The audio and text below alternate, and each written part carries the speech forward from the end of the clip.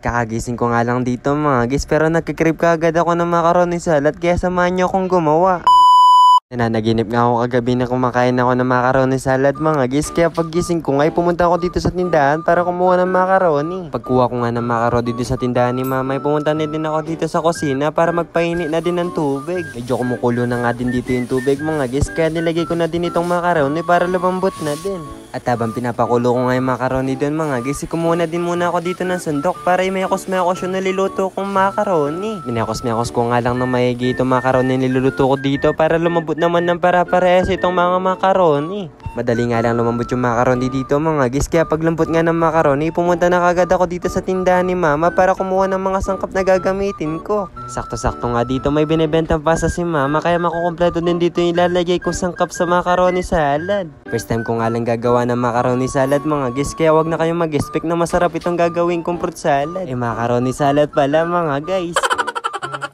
At pagkatapos ko nga din kumuha ng pasas mga guys, kumuha na nga din ako ng Del Monte, kaso itong Del Monte napili ko ay mali pala yung napili ko mga guys. Kumuha na nga din ako dito ng Nestle cream mga guys para makompleto na nga yung lalagay natin sangkap sa macaroni salad. At pagkatapos ko nga kumuha ng mga sangkap sa tindahan ni mama, pumunta na nga din ako dito sa kusina para matuloy na nga yung niluluto ko. Kumuha na nga din ako ng strainer dito sa ilalim ng lababaw para madrain na nga itong pinakulo ko macaroni. Isang balat na macaroni nga lang itong pinakulo ko dito. Wala din kasi sila mama dito sa tindahan, kaya kami lang din naman yung kakain dito sa macaroni gagawin ko. Macaroni salad pala mga guys, charot. Itong macaroni nga lang na pinakulo ko ay sobrang bilis nga lumambot, para nagluluto ka lang naman ng pasit canton. At pagkatapos ko nga i-drain itong macaroni, nilagay ko na nga din dito sa isang lalagyanan para dito ko sangkapin yung gagawin ko macaroni salad. At pagkatapos ko nga ilipat dito sa isang lalagyanan mga guys, kukuha naman ako dito ng kutsilyo para buksan yung mga regadong gagamitin ko. Itong gagawin ko nga na macaroni salad ngayon mga guys, lagi ko nga napapanood sa FYP ko, kaya wala nga akong nagawa dito dahil natatakam na talaga ako. Medyo may katagalan na din kasi nung uli pa akong tumikim nito macaroni salad, pero buti na lang idumayan dito sa FYP ko, kung hindi talaga ako gagawa ng ganitong macaroni. Pero habang gumagawa nga ako ng ganitong macaroni salad mga guys, pinapanood ko din talaga sa YouTube kasi hindi naman talaga ako marunong gumawa ng macaroni salad. Pagkatapos ko nga din mabuksan itong mga regadong gagamitin ko, ilalagay ko na din dito sa macaroni yung pinakulo ko kanina para mamayakos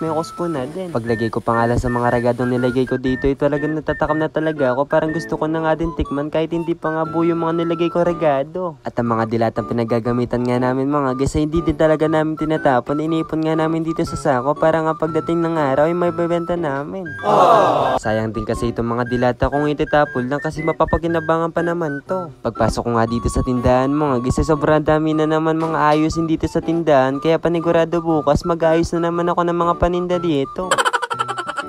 At pagkatapos ko nga din nilagay doon sa tindahan yung mga dilata, ilalagay ko naman dito ng Nestle cream para mabuo na nga itong gagawin kong macaroni salad. At habang naglalagay nga ako dito ng Nestle cream mga guys, may nagchat nga sa akin, shoutout ko daw yung farm nila, pati na din yung mga nagbabantay sa farm. Sabi ko naman sa kanila mga guys, sige shoutout ko kayo, basta bigyan nyo lang ako ng panabong na manok para magsabong din ako. Charot. Pero mamaya ko na nga lang muna sila sa shoutout mga guys, kasi may mekos ko na muna itong gagawin kong macaroni salad, baka mapanis pa to. Charot.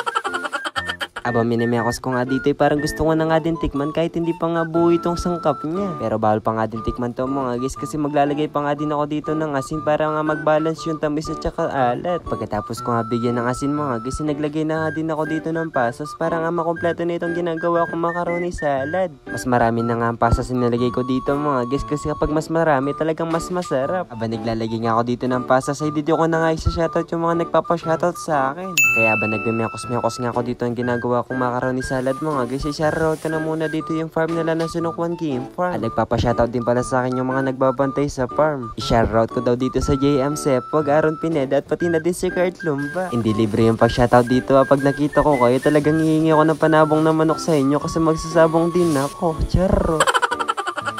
Pagkatapos ko ang minekos itong ginawa kong macaroni salad mga guys, ilalagay ko naman dito sa freezer para mas masarap naman kainin mamaya. Mas masarap kasi itong macaroni salad lalo na kapag medyo malamig mga guys. Nakalipas nga ng halos 2 oras na naka-freezer itong ginawa kong macaroni salad mga guys, kukunin ko na nga din to kasi natatakam na talaga ako. Pero medyo matigas na nga din to ng konti kaya ready to eat na din talaga. At pagkuha ko nga sa freezer itong ginawa kong macaroni salad mga guys, kumuha na nga din ako ng lalagyanan para nga matikman ko kung masarap ba talaga yung ginawa ko. Pero mukha naman masarap itong ginawa ko mga guys kasi gawa ko nga to. Charo. Dinamihan ko na nga yung pagkuha ko dito mga guys kasi panigurado naman ako na masarap itong gawa ko. Unang tikim ko pa nga lang sa pagkain dito sa ginawa kong macaroni salad mga guys ay talaga hindi na din ako tumigil sa pagkain kasi sobrang sarap nga nitong ginawa ko. Kaya ayun lang. Bye-bye!